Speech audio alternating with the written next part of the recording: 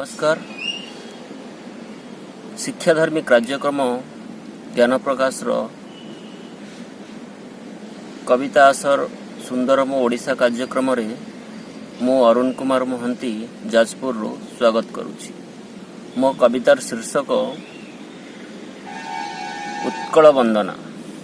जय मां जननी जन्मभूमि, जय मां जननी जन्मभूमि, जय मां जननी वीर अवनी, जय मां जननी मुख्य मेदिनी, जय मां जननी शांति दायिनी, उत्कल जननी सरवे शुभ ऐश्वर्य दायिनी।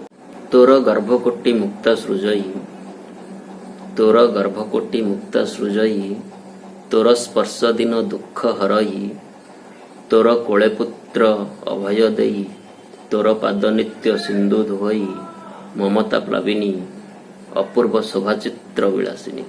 तो नीला चले प्रभु चक्रधारी, तो गिरी वन चारु मनोहरी, तो पाद पूजे बैतरणी, तो कोले धरिछु केते जे प्राणी, उत्कल जननी जन्म देइछु केते ज्ञानी गुणी।